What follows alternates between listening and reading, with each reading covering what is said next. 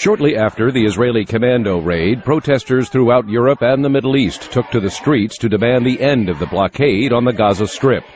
While the U.S. has not joined international calls to condemn Israel, American diplomats are talking with partners in the region and Europe to ease the humanitarian crisis in Gaza. During a recent meeting with Palestinian President Mahmoud Abbas, President Obama called the current situation unsustainable. It seems to me that we should be able to take what has been a tragedy and turn it into an opportunity to create a situation where lives in Gaza are actually directly improved.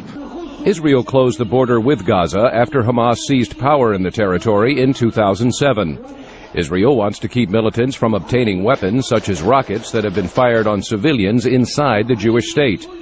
The Israeli raid on the aid flotilla sparked an outcry and put intense international attention on the situation in Gaza, a narrow coastal strip with 1.5 million Palestinians.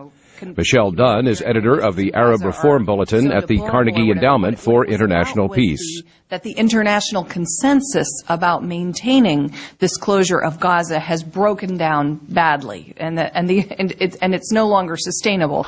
Some Middle East analysts say it is no secret that the Gaza blockade has not significantly weakened Hamas, which Israel and the United States say is an Iranian-backed terrorist organization. During the flotilla raid, 8 of those killed were Turks and 1 was a Turkish American. The incident severely strained the bond between Turkey and Israel, which until recently had enjoyed relatively warm relations.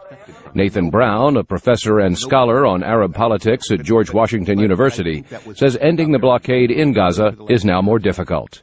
So if you're going to end it, you end it on your terms and your time, or you wait until there's a crisis. And right now, it's a propaganda victory for Hamas. Turkish public opinion is now directly engaged. It's a far messier situation.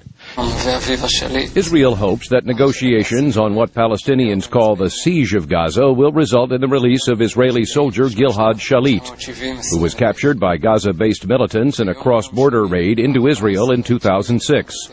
Middle East analysts say the international community will now need to negotiate an agreement to ease the blockade of Gaza. Henri Barkey is a professor at Lehigh University. As long as Gilad Shalit is there, it's going to be very difficult for any Israeli government to suddenly say, okay, we're going to change our policy. So we have to come up with some kind of a global deal.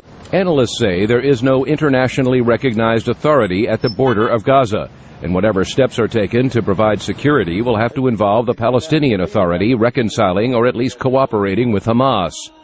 Again, Michelle Dunn at the Carnegie Endowment for International Peace. That it would really be a mistake, and I'm sure the United States would not move in this direction to just give Hamas that authority on its own. The attack on the aid flotilla came as American-mediated indirect talks between the Israelis and Palestinians are getting underway. The talks are a top foreign policy priority for President Obama. In the long run, the only real way to solve this problem is to make sure that we've got a Palestinian state side by side with an Israel that is secure. And so we're going to be dealing with these short-term problems, but we also have to keep our eye on the horizon and recognize that it's that long-term issue that has to be focused on. The United States has expressed sympathy with the plight of the Palestinians in Gaza, but insists any solution to the blockade must also meet Israel's security needs. Meredith Buell, VOA News, Washington.